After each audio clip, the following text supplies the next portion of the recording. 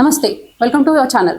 ఈరోజు మనతో పాటు ప్రస్తుతం అక్బర్బాగ్ కాంటెస్టెడ్ కార్పొరేటర్ అయిన నవీన్ రెడ్డి గారు ఉన్నారు. మరి అన్నతో అయితే మాట్లాడదాం. అన్న నమస్తే. నమస్తే అన్న, ఈ 2 సంవత్సరాల క్రితం, ఈ 2 సంవత్సరాలు మనం పరిధిలో చూస్తుంటే చాలా గుళ్ళపైన విధ్వంసం అయితే జరిగినాయి. అది ఎక్కడైనా చెప్పుకోవచ్చు. మనము ఇక్కడ మన హైదరాబాద్ నుంచి స్టార్ట్ చేస్తే షాద్ నగర్, మన కరీంనగర్ ఇక్కడ సైడ్ కూడా జరిగినాయి. ఇంతవరకు అక్కడ గుళ్ళలో నిర్ధారణ అయినది ఏంది అని అంటే, ఎక్కడ చూసినా దొరికిన వాళ్ళది పిచ్చి వాళ్ళు అని చెప్తూ అంటున్నారు. పోలీసుల వల్ల అయితే మనకు అదే రెస్పాన్స్ ఇచ్చినారు. అయితే మరి ఈ రోజు మీరు ఇక్కడికి రావాల్సిన ముఖ్య ఉద్దేశం ఏందన్న? అసలుకి ఈరోజు గతంలో 4 రోజుల కింద కూడా మా దగ్గర కూడా మలక్పేట అక్బర్బాగ్ లో కూడా ఒక చిన్న ఇన్సిడెంట్ జరిగింది. ఆ ఇన్సిడెంట్ ఏంటంటే, అమ్మవారు ఊరేగింపు ఏదైతే జరుగుతుండేనో ఆ ఊరేగింపులో గుర్తు తెలియని వ్యక్తి ఒక ఆయన గుడ్డు కొట్టడం జరిగింది అమ్మవారి పైన. అంటే ఎంత దుశ్చర్యకైనా పాల్పడ్డాడు.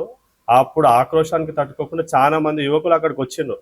కానీ పోలీసు వాళ్ళపైన పూర్తి నమ్మకంతో, వాళ్ళపైన విశ్వాసంతో ఎటువంటి దుర్మార్గమైన చర్యలు కానీ మేము చేపట్టకుండా ప్రశాంతంగా శాంతియుతంగా వాళ్ళకు మద్దతు తెలిపినాం. వాళ్ళపైన విశ్వాసం వ్యక్తం చేసినాం. 72 గంటల తర్వాత వాళ్ళు సమగ్ర విచారణ చేసినాం అని చెప్పి ఒక ప్రెస్ నోట్ రిలీజ్ చేసిండు.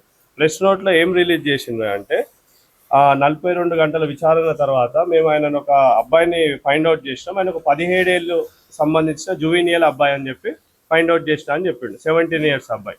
సో నాకు అనుమానం ఏమొస్తుందంటే, గతంలో మలక్పేట అక్బర్బాగ్లోనే ఒక ఇన్సిడెంట్, వినాయక చవితి ఊరేగింపు జరుగుతుంటే అప్పుడు కూడా వినాయకుని పైన గుడ్లు కొట్టినారు. అట్లనే గుడ్డు కొట్టినప్పుడు ఆయన పైన పోలీస్ విచారణలో కూడా అప్పుడు కూడా ఒక మైనరే దొరికిండు. ఆ తర్వాత పిచ్చోడయ్యిండు. ఇప్పుడు కూడా ఈ వ్యక్తి పిచ్చోడవుతాడా, లేకపోతే అనారోగ్యంగా ఉండా, ఏం చేస్తున్నారు ఈ అబ్బాయితో? రిమాండ్కి పంపించిండ్రా? ఇన్వెస్టిగేషన్ అన్నారు, రిమాండ్కి పంపించినా ఏ రకంగా ఎంక్వైరీ చేసిందని చెప్పి మీడియా ముఖంగా వచ్చి మీరు చెప్పాలి.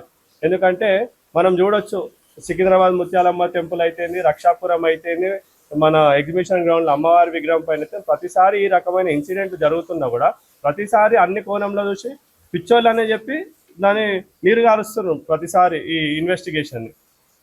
అదే హిందువులు ఏదైనా చిన్న విషయం చేసినప్పుడు, ఇప్పుడు ఎగ్జాంపుల్గా బ్రాహ్మణ్వాడి, యాకత్పురాలోని బ్రాహ్మణ్వాడిలో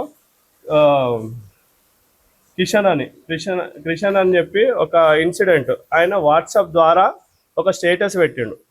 ఇన్స్టాగ్రామ్ వాట్సాప్లో ఒక స్టేటస్ పెడితే 12 గంటల లోపల నేను అరెస్ట్ చేసి కోర్టు ముందు హాజరుపరిచి ఇమీడియట్గా 14 రోజులు రిమైండ్ చేసిండు.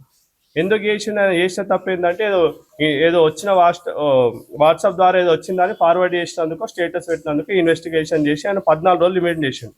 వాళ్ళు ఎందుకు అరెస్ట్ చేసిందని చెప్తే వాళ్ళు ఏం రాసిండు, ఈయన వల్ల మొత్తము శాంతి భద్రతలు లోపిస్తున్నాయి, ఈయన ఇట్లనే చేస్తే ఈ రకంగా చాలా ఇబ్బందులు అవుతాయి, ఈయనను అరెస్ట్ చేయకపోతే లా అండ్ ఆర్డర్ ఇష్యూ వస్తుందని చెప్పి వాళ్ళు ఆర్డర్లా అంటే grounds of arrest of accused అని చెప్పి రాసిండు. ఎందుకు అరెస్ట్ చేస్తున్న విషయాలు తెలిపారు. ఈ విషయంగా ఒక స్టేటస్ పెడితే ఈ రకమైన విధ్వంసం జరుగుతుందని మీరు అనుకున్నప్పుడు, ఈ రకంగా వీళ్ళపైన వీళ్ళ పట్ల మీరు అంత భయస్థులు ఉన్నప్పుడు, మళ్ళీ హిందువులు మీకు అంత శాంతి భద్రతలతోని మీకు ప్రొటెస్ట్ చేసి సమాచారం అందించింది కదా, సరైన పద్ధతిలో మీరు దాని విచారణ జరపాల్సిన బాధ్యత మీ పైన ఉంది కదా. 17 ఏళ్ళ అబ్బాయి అని చెప్పి మీరు విచారించారు. కానీ ఆ 17 ఏళ్ళ అబ్బాయి చేయడానికి కారణం ఏంది? వాళ్ళ తల్లిదండ్రుల ప్రోత్సాహంతో చేసిందా, లేకపోతే వాళ్ళ వెనకాల బస్తీలో ఎవరైనా చెప్తే చేసిందా? ఎవరు చెప్పిందనే విషయాన్ని మీరు ముందుకు తీసుకురావాలి కదా. ప్రతిసారి 17 ఏళ్ళలో పిచ్చోడో లేకపోతే ఏదో విషయాన్ని మీరు ముందుకు పెట్టి కేసు నీరు కాల్చే ప్రయత్నం ఎందుకు చేస్తున్నావు? అంటే మేమేం చేయలేక ఏం చేస్తలేము, శాంతియుతంగా ఉందని మీరు ఆలోచించి ఈ రకంగా నిర్ణయం తీసుకుంటారా? మీకు హెచ్చరిస్తున్నాం, అదే రకంగా రిక్వెస్ట్ చేస్తున్నాం. ఇదే రకంగా మీరు కొనసాగితే రానున్న రోజుల్లో చర్యలు ఏ రకంగా ఉంటే మీరు గుర్తుపెట్టుకోవాలి. దయచేసి ఇటువంటి పరిస్థితులు అంటే ప్రజలకు అనుమానం కల్పించే విధంగా, ఎందుకంటే గతంలో తెలంగాణలో గత సంవత్సరం పాటు అనేక గుళ్లపైన దాడులు జరిగినప్పుడు కూడా ప్రతి ఒక్కడు పిచ్చోడుగా రూపొందించింది. అంటే మీరు శాంతి భద్రతను కాపాడాలి అంటే దాని వెనుకల మాస్టర్ మైండ్ ఎవరుండ్రు, ఎవరు చేయిస్తున్నారు అనే దానిపైన మీరు చూడాలి. కానీ ప్రతిసారి కేసును నీరుగార్చే విధంగా మీరు ముందుకు పోతే మాత్రం మీరే ప్రోత్సహించినట్టు అవుతుంది. ఇటువంటి ఇన్సిడెంట్ శాంతి భద్రతకు విఘాతం మీరే కలిగిస్తున్నారు. సరైన విచారణ చేసి నెక్స్ట్ టైం ఇట్లా రిపీట్ కాకుండా ఉండాలంటే మీరు కఠినమైన చర్యలు తీసుకోవాలి. కానీ జూవినలలో పిచ్చర్లను కేసు కొట్టేస్తే అప్పటికి మటుకు సర్దుబడుగుతుందని చెప్పి మీరు అనుకుంటున్నారు. కానీ ముందు ఏమవుతుంది అనే విషయాన్ని మీరు గమనిస్తలేరు. కాబట్టి మీరు ఆలోచించాలి. ఈ విషయాన్ని మీరు దృష్టిలో పెట్టుకొని సరైన విచారణ జరిపి ఎవరుండు దాని వెనకాల అనేది చెప్పి మీడియా ముఖంగా వచ్చేసి ప్రజలందరికీ చెప్పే బాధ్యత మీ పైన ఉంది, చేయాలని చెప్పి మేము డిమాండ్ చేస్తున్నాం. అయితే మీరు చెప్పిన మాటలోనే అక్బర్ బాగ్ లో గణేష్ నిమజ్జనం అప్పుడు అలానే జరిగింది, మళ్ళీ ఇప్పుడు అమ్మవారి నిమజ్జనంలో కూడా అలానే జరిగింది. అక్కడ హిందువులు ఎలాంటి స్పందన చెప్తున్నారు అసలు ఇస్తున్నారు? అక్కడ వాళ్ళు చాలా వాళ్ళు చాలా బాధాకరంగా వాళ్ళు ఆ రోజు ఆక్రోషంతో వచ్చేసి ఆడ ప్రొటెస్ట్ కూడా చేసినప్పుడు అంత ఆక్రోశానికి వచ్చినా కూడా ప్రభుత్వం పైన అక్కడ ఉన్న డిపార్ట్మెంట్ పైన వాళ్ళు ఇచ్చిన నమ్మకంతో కళ్ళబొల్లు మాటలు 24 గంటల్లో విచారణ జరిపిస్తా అని చెప్పి 72 గంటలైనా కూడా విచారణ చేసి ఈరోజు ఒక 17 ఏళ్ళ అబ్బాయి జువెనియల్ అని చెప్పిండు. అక్కడ స్థానికంగా ఉన్న నాయకులు ఏదైతే ఎమ్మెల్యే ఉండొచ్చు, కార్పొరేటర్ ఉండొచ్చు, ఎంఐఎంకి సంబంధించిన నాయకులు వాళ్ళు ఎలక్షన్స్ టైంలోనేమో హిందూ ముస్లిం బాయ్ అని గుర్తుకొస్తుంది, రకరకాలుగా గుర్తుకొస్తుంది. కానీ ఇటువంటి సంఘటన జరిగినప్పుడు వాళ్ళు వచ్చి అక్కడ కనీసము ఎందుకు జరిగింది ఏం జరిగింది విచారణ కలిపే విధంగా కానీ ఖండించే విధంగానే ఒక స్టేట్మెంట్ రిలీజ్ చేయలేదు. ఇది క్లియర్గా ఏం అర్థమవుతుంది, ఒక వర్గానికి కొమ్ము కాసుకుంటా వాళ్ళు అక్కడ పరిపాలన కొనసాగిస్తుండ్రు, హిందువుల పట్ల నిర్లక్ష్యం వహిస్తుండ్రు. హిందువులు కూడా అక్కడ చాలా బాధాకరంగా అన్ని గమనిస్తూనే ఉండ్రు. రానున్న రోజుల్లో సందర్భం వచ్చినప్పుడు వాళ్ళకి ఎట్లా గుణపాఠం చెప్పాలి, ఏం చేయాలని చెప్పి ఆక్రోశంతో ఎదురు చూస్తూనే ఉండాలి, డిపార్ట్మెంట్ పైన కానీ అటు స్థానిక నాయకుల పైన కానీ.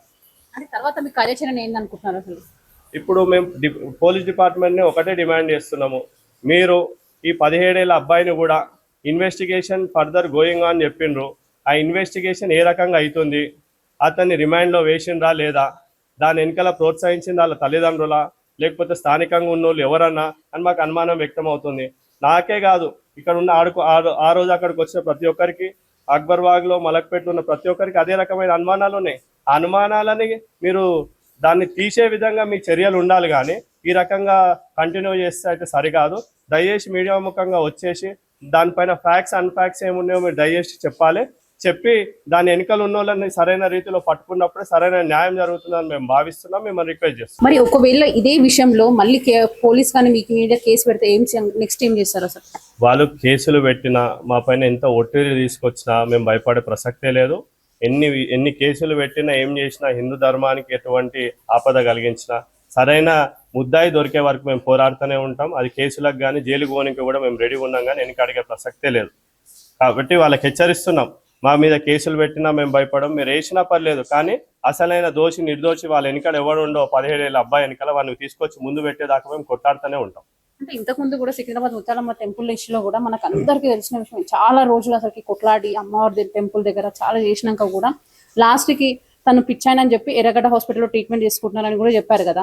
మరి ఇప్పుడు కూడా అదే విషయం ముందు వస్తే ఏం చేస్తుంటారు అసలుకి?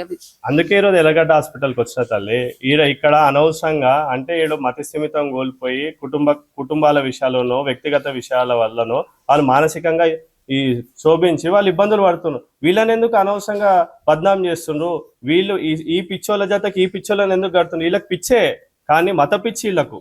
ఈ మత పిచ్చి అనేది మీరు మెన్షన్ చేయండి, పిచ్చి అనకండి, మత పిచ్చితో చేసిన అనే విషయాన్ని మెన్షన్ చేసినప్పుడే సరైన పిచ్చి అని చెప్పి జనాలకు అర్థమవుతుంది.